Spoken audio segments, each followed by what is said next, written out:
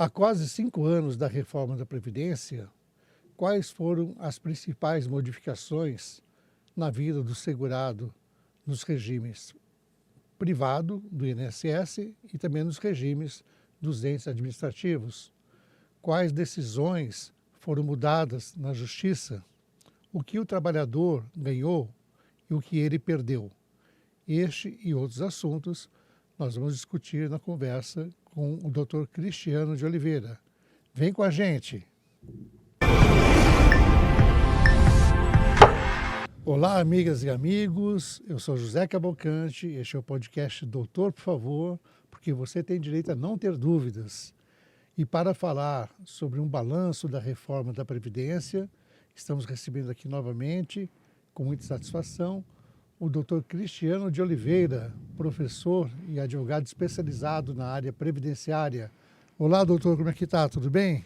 Tudo bem, doutor? Agradeço o convite, é sempre uma honra. Espero poder contribuir um pouquinho para levar informação. Então, o prazer é nosso de recebê-lo mais uma vez, sempre com informações muito didáticas, né? Uma vez que ele é professor, né, da área previdenciária e muito assim fáceis de serem entendidas pelo público, né?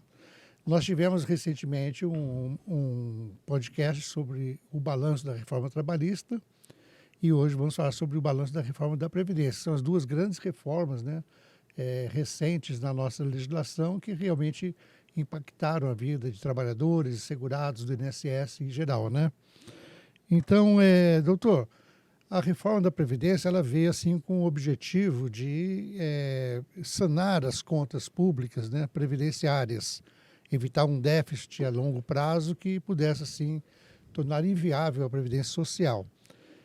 Isso foi atingido, esse objetivo foi atingido? Doutor, eu acredito que é um sonho a ser atingido, né? Todas as reformas, elas sempre ocorrem no lombo do trabalhador, né? Reforma em gasto público dificilmente são bem recebidas. Ele não foi atingido. Uma curiosidade é que antes da reforma, por exemplo, foi feito um estudo de déficit financeiro e atuarial. O déficit financeiro do regime próprio da União era em 2016 de 43 bilhões de reais, o déficit atuarial de 1 trilhão. E aí é importante a gente entender, porque o déficit financeiro está relacionado ao presente, né? Ao pagamento dos benefícios agora. E o déficit atuarial é uma perspectiva futura, como que a sociedade se comporta, número de afastamentos, de benefícios. Hoje, 73% do déficit dos benefícios ali, dos regimes que são geridos pela União, são déficit do INSS, não do regime próprio, regime geral de previdência social. Já o regime próprio mudou. O regime próprio, que sempre foi muito deficitário, hoje tem uma representatividade menor. A reforma da Previdência não alcançou ainda o tal equilíbrio do financeiro e atuarial. Algumas pessoas discutem, e aí eu até pedi qual é a percepção do doutor, umas pessoas discutem que a Previdência deveria ser superavitária. A minha pergunta é, se ela for superavitária, não significa que eventualmente a gente está cobrando mais contribuições também do que deveria? Tem que ter um equilíbrio, né? No máximo um pouquinho de gordura, né? Isso, é um pouquinho. Uma gordura assim de segurança, né? Um ponto interessante dessa questão do equilíbrio financeiro e atuarial que eu discuto muito, doutor, é que assim, que precisa fazer reforma, a gente sempre precisa fazer mesmo, porque tem a questão de mudança de expectativa de vida, concessão de benefícios, mas a Previdência Social, ela está na Constituição dentro da Seguridade Social. E a Seguridade Social é o quê? Previdência, assistência e saúde. Então, quando o Constituinte fez esse conjunto de ações de previdência, assistência e saúde, a ideia foi o seguinte, se é um conjunto integrado de ações, se eu faço políticas de saúde, eventualmente uma política de saúde pode reduzir também o número de afastamentos. Reduzindo o número de afastamentos, eu reduzo aqui a despesa previdenciária. Uma outra política também por que eu digo isso? Porque a reforma da Previdência é sempre pensada apenas sobre o aspecto previdenciário. Uma política de educação previdenciária ajudaria na inclusão previdenciária. Doutor, antes de estudar, eu acreditava que aposentava por idade. Né? Eu não sabia que... É verdade, para mim bastava bastava Atingir uma certa idade, atingir a né? idade e aposenava. Que é muito sobre falar, as pessoas aposentam ali quando estão pedindo LOAS, né? E não a aposentadoria. Elas pedem aposentadoria como se fosse aposentadoria. Né? Então, a reforma da Previdência ainda não alcançou esse equilíbrio financeiro atuarial. É um objetivo, o equilíbrio financeiro atuarial. Mas no regime próprio, por exemplo, de Previdência, isso já teve um bom caminho. No regime próprio já reduziu bastante o déficit em razão das reformas da Previdência Complementar. Com a reforma da Previdência, hoje todos os regimes próprios, eles foram obrigados a instituir um plano de Previdência Complementar. Com isso, limitou a aposentadoria no teto. Então, é um objetivo ali. Uma última coisa que eu penso de reforma, doutor, que estava até semana passada analisando isso, muito se discute a questão do grande déficit ali dos devedores, né? Os devedores da Previdência. Os grandes devedores, Foi um dos grandes devedores. E eu vi que boa parte dessas dívidas, elas estão garantidas, outras são recuperáveis mesmo, e parte delas está sendo discutida. Então, muitos que defendem, que advogam no sentido de não ter uma reforma, falam, olha, vamos buscar primeiro os grandes devedores. Eu falei, bom, também, mas se parte dessas dívidas está garantida, eu não sei se isso resolve. Mas um ponto que eu acho interessante, que agora a gente, enquanto advocacia, tem que pensar, doutor, que vai contribuir para a questão de equacionar o equilíbrio financeiro da Previdência, todas aquelas situações de afastamento em que eu tive responsabilidade no meio ambiente de trabalho, a Previdência Social ela tem o dever de ajuizar uma ação regressiva. Aquele homem, por exemplo, que cometeu violência doméstica, a companheira eventualmente foi a óbito, a Previdência Social tem o dever de ajuizar uma ação para recuperar o valor da pensão por morte do dependente. Então, são outras formas de recuperar... Mas eles não têm uma ação muito efetiva nesse sentido, né? De cobrar, Aí que tá, ir atrás do prejuízo, né? Essa é a reflexão. O artigo 120 da Lei de Benefícios diz que a Previdência tem que ajuizar uma ação regressiva. Mas eu não sei como essas informações chegam. Eu não sei se dentro de uma ação penal vai um ofício.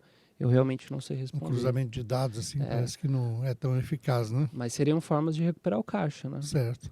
Porque a população acaba pagando por causa de ilícitos feitos por um cidadão, né?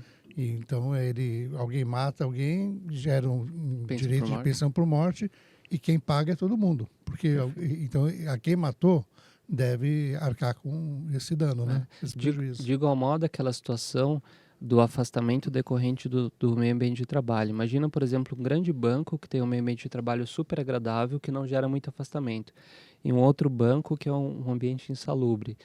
Gera uma situação concorrencial também, né? Então, esse aqui que está trabalhando para ter EPI, para ter um meio ambiente de trabalho decente, ele tem um custo maior.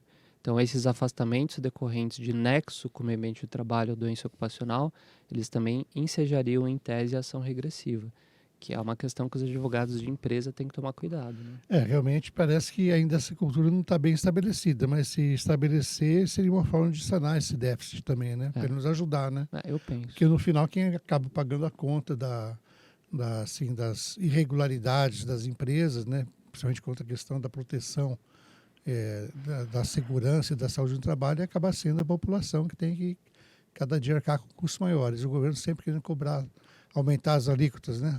Aumentar os percentuais cobrados. Doutor, então nessa reforma, quais foram assim, os 3 pontos principais trazidos pela reforma e como que eles estão hoje? Eles se mantiveram? Houve mudanças por decisões judiciais? Doutor, na minha percepção, os principais pontos que teve mais impacto assim na vida das famílias, por exemplo, a pensão por morte, né? Pegar a pensão por morte, a aposentadoria especial e a aposentadoria por incapacidade permanente, porque a pensão por morte tem aquela regra da renda inicial. Alguém, por exemplo, vou pegar uma hipótese de um homem que foi a óbito e tinha uma renda de R$5.000, uma renda de aposentadoria, por exemplo, provento de aposentadoria de R$5.000. Se ele tem apenas uma esposa, um companheiro, um marido, ele vai deixar uma pensão por morte de 60% do valor da aposentadoria. Não mais 100%. É uma queda que... bem alta. Muitas vezes, doutor, eu venho atendendo pessoas que esse valor, por vezes, ele não chega a suprir o valor do aluguel. Pior ainda para aqueles que não estavam aposentados, porque aí eu tenho que chegar no valor da aposentadoria por incapacidade permanente, a conhecida invalidez, chego nela, que já começa a regra de 60, né? Chego nela, por exemplo, cheguei a um valor, eu fui a óbito e não estava aposentado. Eu primeiro preciso verificar qual seria o valor da minha aposentadoria por invalidez. Até aplicando o fator previdenciário e tudo. Chego a R$4.000. Cheguei. De R$4.000 eu aplico 60%. 50% é a cota familiar, mais 10% por dependente. Imagina, às vezes R$ 1.800, R$ 1.900 de pensão por morte. O caminho que as famílias vão para isso é superendividamento, né, que vai gerar toda uma ação de superendividamento do consumidor. Enfim, em algumas situações até ordem de despejo. Eu venho me deparando com isso, assim, a aposentadoria por incapacidade permanente, também eu entendo que foi uma regra complicada, porque se ela não for decorrente do acidente de trabalho, também 60%, né? E mais 2% para o QCD 20 anos do homem. Cai bastante a renda. E a aposentadoria especial por conta da regra mínima e das regras de transição. Falo, exigir de alguém que está exposto ao ruído 25 anos, uma idade mínima, é muito penoso. Da mesma forma, imagina, aquela pessoa que trabalha na extração de cobre, ela vai ter o mínimo de 15 anos de contribuição. Se sobreviver a 15 anos trabalhando... Igual o mergulhador também, que é 15 anos só, né? Exigir uma idade mínima na aposentadoria especial eu acho muito complicado. O que permanece já de jurisprudência? A regra da pensão por morte o STF validou, falou, tá tudo certo. Tudo bem. Né? Tá tudo bem. Viva com o que tem. Exatamente. Pode Agora tem o limite mínimo de um salário mínimo, né? Mesmo na pensão por morte, né? Fazendo essas contas todas. No mínimo, né? No mínimo. O mínimo, né? É o mínimo de dignidade de existência então digna. viva com o mínimo. E a regra da pensão por morte o STF validou. A aposentadoria especial que está toda a grande questão agora, porque o julgamento, o ministro Gilmar Mendes pediu vista, e dentro do prazo regimental de 90 dias, talvez isso acabe caindo para 2025. E né? já tem algum voto nesse processo, não? Por enquanto, os votos que eu consultei são desfavoráveis ao segurado, né? É para manter... Para variar, né? Porque o princípio do equilíbrio financeiro atuarial, ele é aquele coringa, igual a dignidade da pessoa humana. Então, na hora de apertar o cinto do orçamento da Previdência, eles fundamentam quase no princípio do equilíbrio financeiro atuarial. Então, por hora, o julgamento está desfavorável ao trabalhador. Por isso que eu não sei se é o momento também da própria advocacia ir pensando em outras formas, né, de aposentadoria. Realmente esses pontos são importantes que afetaram bastante, né, a economia, né, das pessoas. E a questão da cumulatividade, né, a pessoa já tem ela já recebe uma aposentadoria e ela depois tem uma pensão por morte. Antes era possível acumular. Sim. E hoje, com a reforma, como é que ficou isso aí? Ainda é possível, doutor. E olha só que interessante. Eu atendo, por vezes, alguém que está com uma aposentadoria de um regime próprio de previdência, recebe uma pensão, por exemplo, de um regime próprio da SPPrev, que é a gestão da SPPrev do Estado de São Paulo, e passa ali 3, 4 anos, não pede uma pensão por morte no regime geral. Então, ela já tem uma pensão por morte no regime próprio, e pensa que, em razão do valor, ela não pode pedir uma pensão por morte no regime geral. Ela ainda pode. Vai ter um redutor, assegura lá o maior benefício, né? Por exemplo, no regime próprio, tem uma pensão por morte de R$17.000. Mas no regime geral fica garantido ali também um mínimo, vai ter um redutor, mas ela pode acumular. Tanto a aposentadoria, pensão por morte, a pensão por morte no regime geral, seguindo esse redutor, né? Só para esclarecer para quem não entende a terminologia, regime próprio é aquela aposentadoria que é provida pelos próprios entes governamentais, né, como Estado, município, as previdências públicas, né, desses órgãos. E o regime geral é aquela do INSS, para quem trabalha com carteira registrada, CLT, né? Então, doutor, nós vimos que recentemente, né, teve uma grande derrota para os trabalhadores na questão da revisão da vida toda. Havia muitos processos, né? Empresas que até investiram muito. Eu conheço um escritório que fez um grande investimento, contratou advogados, tudo, e muitas focou bastante isso com a esperança, e quando saiu a decisão contrária, teve que demitir todo mundo, né? E depois dessa derrota aí na revisão da vida toda, que acabou morrendo lá no STF, né? E o que sobrou para os segurados em termos de revisão de aposentadoria? Doutor, se me perguntassem como explicar primeiro como foi a derrota da revisão da vida toda, eu não sei nem explicar, porque é inexplicável aquilo, né? Deu certo, depois pautaram um julgamento, cancelaram o julgamento para fazer outro, foi eu gosto muito, uma manobra, né? Eu sempre faço aquela analogia com Alto da Compadecida, do filme, tem uma cena do Chicó que ele fica, tô cansado dessa agonia, fica rico, fica pobre, fica rico, fica pobre. A revisão da vida toda foi isso. Com a revisão da vida toda, eu acredito em boas revisões ainda que fogem do STF. porque o STF vai discutir aquela matéria constitucional e a gente sabe que é um órgão que tenha levado muita questão da análise econômica para as decisões. Já o STJ, que faz análise da lei federal, ele tem alguns precedentes bem favoráveis hoje. Exemplo, o doutor advogando e dando aula, trabalhou em atividades concomitantes. Aquele contador, que era contador também professor, ou professores de ensino médio, que às vezes para fechar ali o mínimo tem que dar aula em 3, 4 lugares. Até 17 de junho de 2019, doutor, essas atividades concomitantes elas não eram somadas para fim de aposentadoria. A partir de 18 de junho veio uma alteração na lei e o INSS já faz isso administrativamente. Mas todos aqueles que exerceram atividades concomitantes até 17 de junho tem direito a somar De isso no salário. 2019. 2019. Quem aposentou ali até esse período tem direito a somar isso na aposentadoria e às vezes dá uma diferença assim absurda. Com a garantia de que isso transitou em julgado no STJ, é um precedente vinculante, é o tema 1070, já está pacificado. E não vai... Mas isso aí tem que respeitar sempre os tetos, né? Vai respeitar o teto lá que hoje está 7.786,2, salvo engano, mas pegar muitos professores, doutor, que infelizmente em razão do baixo salário que pagam os professores hoje, eles não alcançavam o teto. Eu já analisei revisões, por exemplo, em que dava uma diferença na renda mensal inicial de R$ 1.300, R$ 1.400, é muita diferença. Para um professor, porque o INSS fazia o quê? Ele pegava a atividade principal e aqui na atividade secundária, por exemplo, a minha de professor, ele não somava, ele fazia um cálculo maluco lá e gerava uma renda mensal muito baixa. Então, essa é uma revisão que eu acredito excelente para o aposentado e também para o pensionista, porque o pensionista também pode revisar.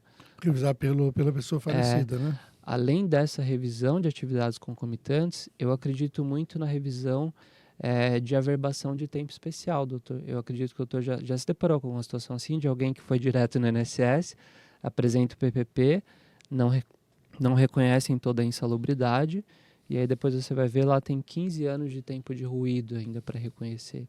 Então, se reconhece esse tempo especial por meio de revisão, vai aumentar o valor da aposentadoria.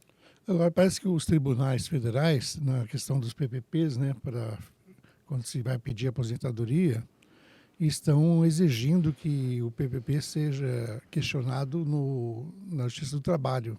Sim, eles pedem ação de retificação. Mas tem um problema. Se a pessoa recebeu um PPP há 20 anos atrás, por exemplo, e ela quer questionar na hora de aposentar, ela não tem mais direito a entrar com uma ação trabalhista de revisão do PPP. O que o TRT da segunda região entende é que esta ação aqui ela é uma ação meramente declaratória. Então não aplica aquele prazo prescricional. Pelo menos na ação de obrigação de fazer de entrega de PPP, afasta a prescrição. Na ação de retificação de PPP, o TRT da TRT 15 tem exigido ainda a prévia notificação ao empregador. Doutor, eu critico isso. Para revisar o PPP. Eu critico porque eu entendo que não tem que... mas você trabalha justiça especializada, ok. Mas fazer o segurado sair da Justiça Federal também, para ir fazer prova na Justiça do Trabalho, que é uma prova meramente pericial, a ação de PPP. Poderia ser perfeitamente feita na Justiça Federal. Porque se a empresa contrata um PPP, que às vezes ela que paga o perito, né? Sim. E se for um perito assim não muito ético, pode ser até que ele favoreça no PPP a empresa, né? E para questionar isso com outra, para pedir para a própria empresa reformular isso, não vai ter resultado. Exatamente. Só com uma perícia. Então, porque a questão é por que já não fazer a perícia no processo na federal, né? Pois e porque é só uma perícia, né? Perícia por perícia, mas entendem que tem relação com o trabalho. Agora, eu tenho visto, por exemplo, pelo menos aqui na terceira região, que se faz a notificação para o empregador não responde, daria ainda para discutir, pelo menos alguns julgados têm entendido que ainda dá para discutir na Justiça Federal. Agora, o que não dá é para retificar dentro da Justiça Federal, mas poderia pedir uma perícia por similaridade, etc. Mas eu continuo criticando, doutor. Eu acho que levar a pessoa na Justiça do Trabalho, primeiro que ela já vai perder atrasados. Né? Já dificulta muito. Até para o advogado, às vezes ele olha o valor da ação e fala... Nem compensa ele trabalhar, né? Exatamente. E a defensoria não trabalha nesses casos, esse é o problema, né? Não, previdenciário. A DPU ela atua bastante em previdência, sobretudo em assistência, doutor, em benefício assistencial de LOAS para estrangeiro, questões de cidadania, mas nessas ações que envolvem atividade especial, eu pelo menos nunca vi a defensoria atuando. Agora, além dessa questão da revisão da insalubridade, também tem a revisão de tempo rural, que poucos lembram. Muitas pessoas fizeram aquele êxodo, vieram aqui para o ABC ou para São Paulo para trabalhar e esqueceram o tempo de roça lá atrás. Fala, poxa, o que o tempo rural interfere aqui na minha vida? Bastante, porque se eu reconheço o tempo rural e aumento o tempo de contribuição, isso tem um Mas reflexo a absurdo. dificuldade da rural é a questão da prova, né? Porque é muito Sempre difícil, as pessoas não ficam juntando provas ali. Sempre é. E exige, precisa de um mínimo de documentação para exigir testemunha ainda, mas uma dica que eu sempre dou, doutor, é sempre analisar o seguinte: algum familiar, os genitores aposentaram com tempo rural? Ah, aposentaram, porque aí a gente pode tentar aproveitar essa documentação dos genitores, ligar, por exemplo, aquela época era muito comum, né? Certidão de batismo de paróquia, documentação da escola, todas essas documentações que levem ali um indício de reconhecimento do tempo rural. Vale a pena, eu acho que é uma revisão também que vale muito a pena, sobretudo na região do ABC. E com essa reforma, sim, o prazo, houve alguma mudança no prazo para requerer a aposentadoria, né? Doutor, tem duas possibilidades aqui. A primeira Revisão o prazo revisional ele é de 10 anos a partir do primeiro pagamento. E o que eu já vi?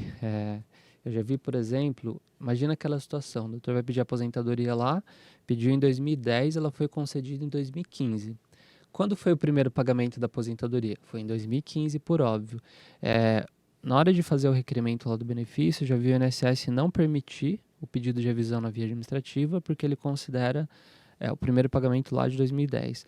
Mas ele é 10 anos a partir do primeiro pagamento. Então, se eu aposentei em 2010 e recebi em fevereiro de 2010, eu começo a partir dali.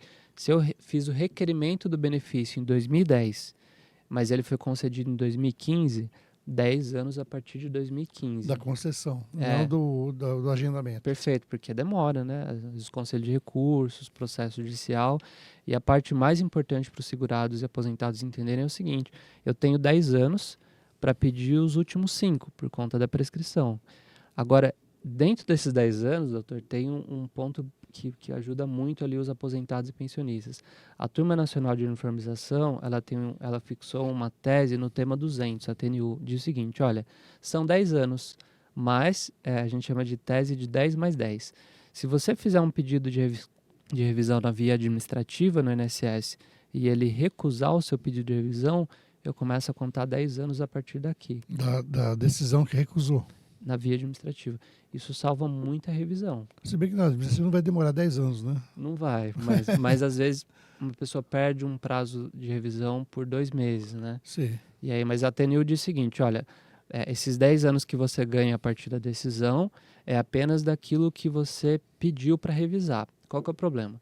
Normalmente o aposentado vai lá e faz o pedido sozinho, né? E não tem competência técnica para fazer isso. Não né? tem um advogado para ir lá e escrever: estou pedindo a revisão de atividades concomitantes, estou pedindo para rever o PPP. E aí fica difícil fixar qual foi o objeto da revisão ali. Mas eu já analisei casos em que as pessoas fizeram esse pedido na via administrativa. Se fosse para contar 10 anos a partir do primeiro pagamento, já teria decaído o prazo. Agora, se for para contar a partir dessa regra dos 10 anos a partir do indeferimento administrativo, acabou dando. Agora, uma questão que fica aqui é sobre a questão da revisão do PPP na trabalhista, né? E para que não haja perda dos atrasados na federal, que é onde se busca Sim. realmente o benefício, seria possível uma ação de exibição de documento e retificação, mas com um protesto já, com a finalidade de que se peça ação de revisão, então de aposentadoria, de benefício? Sim, eu já vi, pedindo para sobrestar o processo da Justiça Federal. Ele fica parado aguardando, né?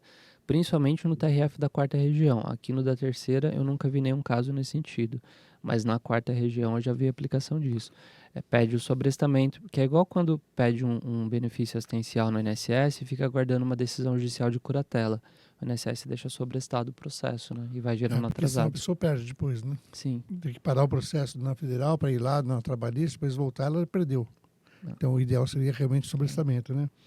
Então, com essa aposentadoria especial depois da reforma, né, ainda é viável, né, ou temos alguma outra aposentadoria melhor, com proventos integrais que a pessoa possa pedir? Aí, Bom, eu vejo, por exemplo, quem trabalhou, pegar aqui a região do ABC, acho que o doutor já me atende muita gente na região do ABC, que trabalhou exposto ao ruído de 25 anos. Essa aposentadoria especial, por exemplo, do ruído, antes da reforma, com 25 anos eu aposentava sem idade mínima, né? Não precisava fechar ponto de regra de transição, podia aposentar com 44 anos, 45. Agora, hoje, doutor, imagina a seguinte situação. Eu trabalhei durante 25 anos exposto ao agente nocivo ruído com 92 decibéis, por exemplo. A probabilidade de eu gerar uma perda auditiva, uma desacusia, é muito grande. Então, em muitos casos, eu entendo que buscar aposentadoria especial não faz sentido. Porque, primeiro, com aposentadoria especial, eu vou perder o meu trabalho. Porque se eu não mudar de atividade. se eu não mudar de atividade, o STF validou que tem que sair do trabalho, né? Na aposentadoria da pessoa com deficiência, por outro lado, se eu trabalhei exposto ao ruído, a probabilidade de desenvolver perda auditiva é muito grande. O tempo de contribuição de deficiência leve do homem, por exemplo, 33 anos de contribuição. E eu posso converter tempos especiais dentro dessa aposentadoria para melhorar o meu tempo. E ela também paga 100%. Então, se o único objetivo da especial era garantir 100%, a aposentadoria da pessoa com deficiência, eu entendo que ela é a nova especial, ela é até mais favorável. Fala, olha, eu pago 100%, o tempo de contribuição ele é menor, eu posso converter tempo especial lá dentro, insalubridade, e ainda você pode continuar trabalhando, né? Na minha visão, é a melhor Então, quem aposentadoria. recebe a aposentadoria especial não pode trabalhar naquela atividade na qual ela obteve o acréscimo de 40%, ou 20%, ou 25%, né? Exatamente. Aquela não pode exercer mais. Não pode, doutor. Tem que mudar de atividade. Tanto que o INSS, quando ele identifica isso, ele já manda a guia de pagamento. Já vai para a dívida ativa, aquela coisa toda. Primeiro ele abre o contraditório para a empresa apresentar informações, se houve mudança. Se não houve, tem que sair mesmo, a STF validou. Isso seria a partir da concessão judicial associada ou do primeiro recebimento? Do primeiro recebimento dele. Do primeiro né? recebimento. O primeiro recebimento ele tem que parar. Sim, ele teria que parar. As empresas, elas hoje já estão bem acostumadas com isso por conta do e-social, né? Agora, muito trabalhador não sabe. Ele não sabe nem que vai acontecer isso. Porque para alguns, doutor, acho que o doutor vai concordar, sair do trabalho significa perder o plano de saúde. Sim. E o plano de saúde hoje, se for para pagar por fora... Mas hoje também tem um prazo de prorrogação, né? Para quem sai, né? Sim, mas mesmo assim, para aquelas pessoas que têm ali um familiar com neoplasia, por exemplo, concordo que às vezes eu já atendi pessoas que decidiram não aposentar só para manter o plano de Para manter o saúde. plano de saúde. É um sacrifício, né? Aí eu penso que a aposentadoria da pessoa com deficiência, ela acaba sendo um caminho para especial, por conta disso. Por garantir 100% e ter um tempo redutivo menor.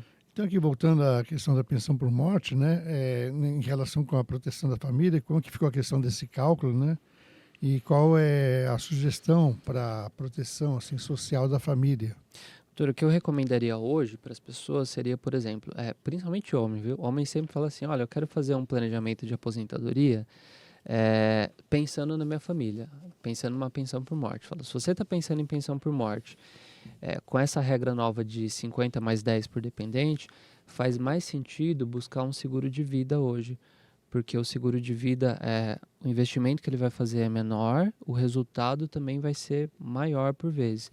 Com todas aquelas regras de não precisar de inventário, de empenhorabilidade, além do seguro de vida para a proteção da família, eu recomendo muito, fortemente, o VGBL para quem tem condições, é óbvio. Que é a previdência privada, no caso, né? Por quê, doutor? Assim, muitas pessoas falam, eu tenho uma aplicação que me paga 10% ao ano. Eu falo, legal, se você for a óbito, vai gerar ITCMD essa aplicação. Eu deixo na poupança. Legal, dependendo do valor, vai gerar ITCMD. Se deixa, por exemplo, R$100 mil num VGBL, no Vida Gerador de Benefício Livre, com qualquer banco aberto hoje, esse valor ali que um homem ou uma mulher deixa no VGBL, ele não vai gerar no estado de São Paulo ITCMD e ainda com aquela possibilidade de não precisar de inventário, né? O dependente vai lá no banco... Que é considerado seguro, né? Seguro não entra em inventário, né? Exatamente. Benefício seguro não entra Então, em inventário. com essa regra da pensão por morte que ficou muito dura, para quem pensa em proteger a família, eu falo, olha, não é que eu estou falando que a Previdência não é boa, a Previdência também é, mas talvez fazer um investimento mais, para quem pensa, vou aumentar o valor das minhas contribuições para deixar uma melhor pensão por morte. Não compensa, é melhor trabalhar, entrar com esses recursos mais administrativos, né? E tivemos aqui uma decisão recente do STF sobre que o auxílio maternidade, né? Salário maternidade. Então, como que ficou isso aí? Salário maternidade hoje, a decisão do STF, eu não concordo do ponto de vista, e aí, assim, com muito, muito cuidado, não concordo do ponto de vista só dogmático que foi. O STF afastou a carência do segurado especial, aquele trabalhador rural, do segurado facultativo e do contribuinte individual.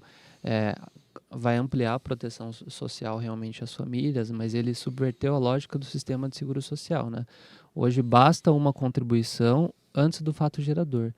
Antes tinha uma carência, o segurado empregado nunca precisou.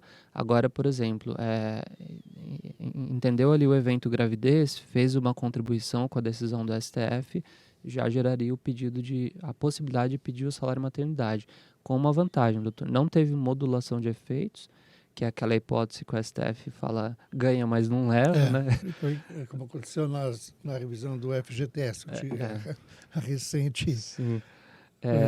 O que dizem que é chamada maracutaia, né? Maracutaia jurídica. Maracutaia jurídica, né? Ganha, mas não leva. É inconstitucional, mas é só daqui para frente. O que foi lá para trás não era, não.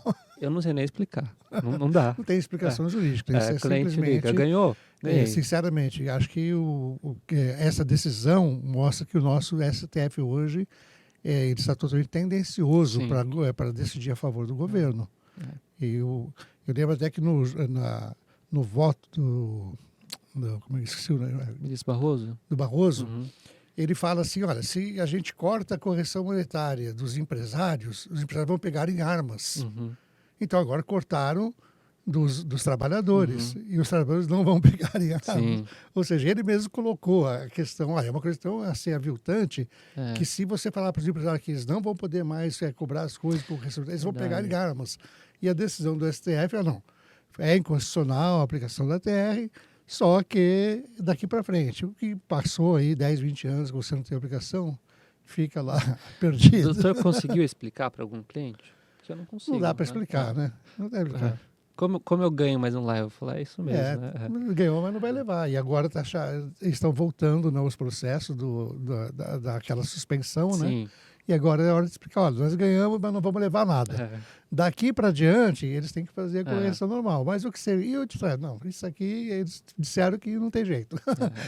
Difícil, né? Você realmente, hoje, a gente vê que existe um... Eu lembro quando eu era estudante de Direito, acompanhava muito a TV Justiça, né? Aqueles julgamentos.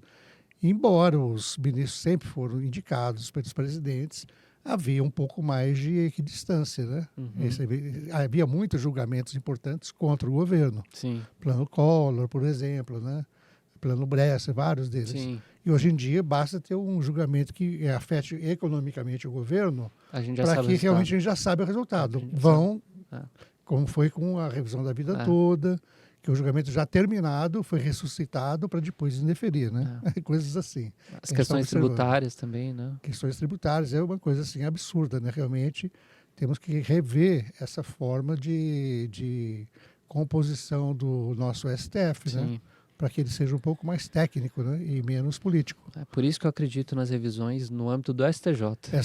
Que é mais técnico, né? Da TNU também. Um pouco mais técnico. Do salário maternidade, essa foi a possibilidade. Se ainda não prescreveu, o INSS indeferiu, essas pessoas poderiam buscar ali na Justiça Federal, né? Se não prescreveu ainda, porque não teve modulação. A minha crítica, doutor, eu fico muito feliz porque vai proteger muitas famílias.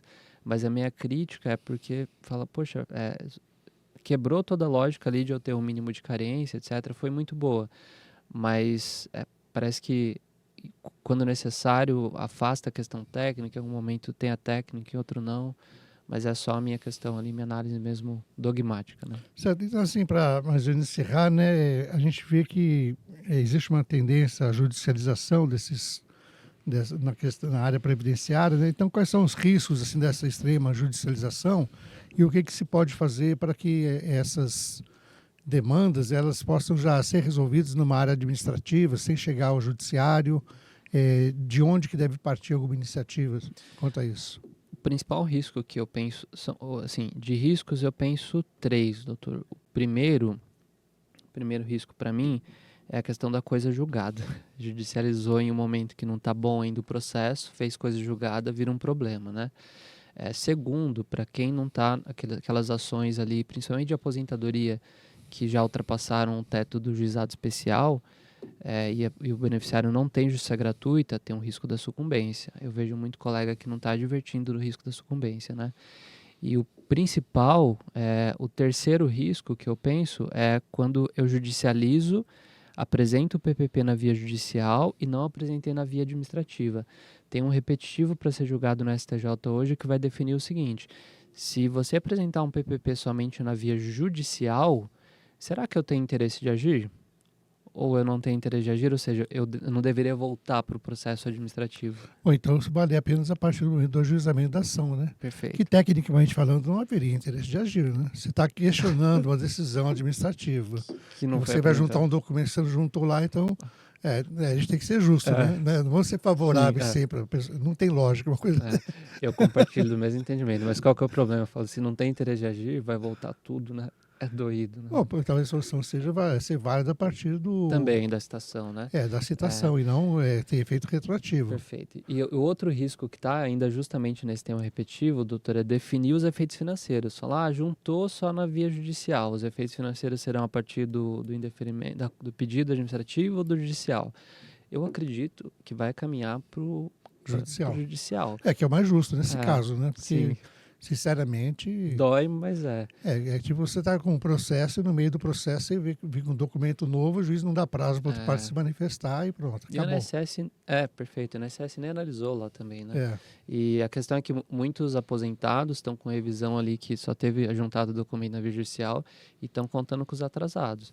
Eu espero que o STJ julgue ali favorável. Se bem que eu acho difícil, viu? Sinceramente, pela experiência, né, que nós temos, a gente acha difícil. Ainda mais quando sempre que tem uma brecha que vai impedir os órgãos públicos de arcar com um grande gasto, então eu também aquele livre convencimento do juiz sempre vai para o lado de da Fazenda Pública. Favorecer a Fazenda Pública.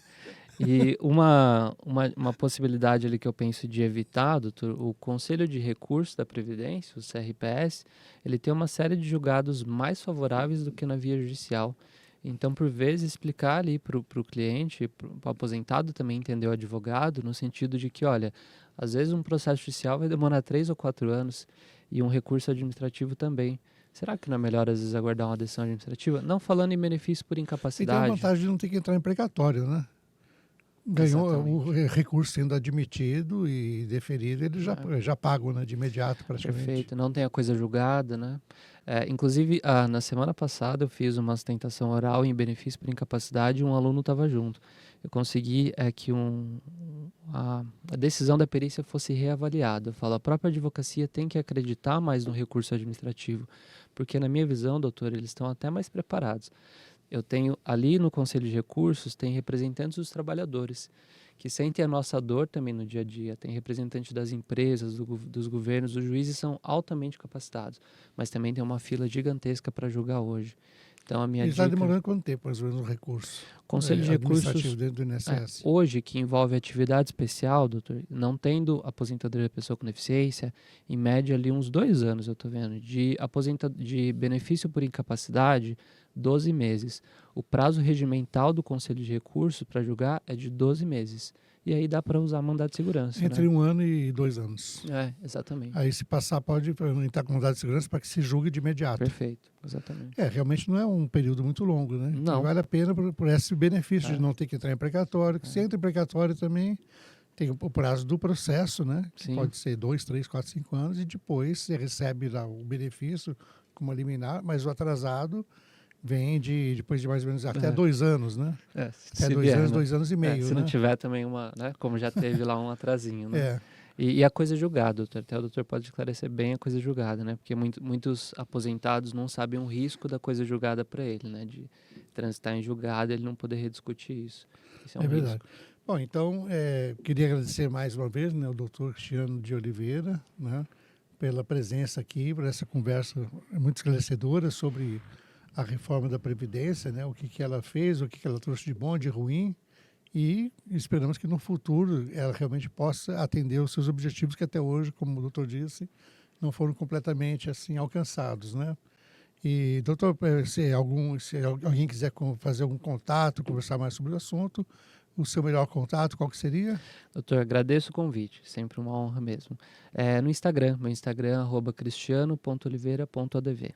E o doutor também tem um podcast, né, que é sobre assuntos gerais, Em né? gerais, E né, qual que é acadêmicos. o seu É o podcast? @prof.cristiano. Lá eu trato de muitos temas acadêmicos, questão de... E não só da área previdenciária, né? Não, São não é. temas em geral. Também Temas em eu geral. já assisti alguns É, capítulos muito interessantes, né? legal. Então, meus espectadores, né, muito obrigado pela presença de vocês aqui hoje. Queria lembrar quem ainda não o fez, né? Se inscreveram no nosso canal, ativar o sininho para receber notificações, deixem seus comentários sobre o assunto, se tiver alguma experiência, se tem alguma dúvida adicional, né? E deixe o seu like também, né, para que o nosso programa possa subir um pouco mais na plataforma e assim beneficiar um número maior de pessoas. Então, este foi Doutor, por favor, porque você tem direito a não ter dúvidas e até mais.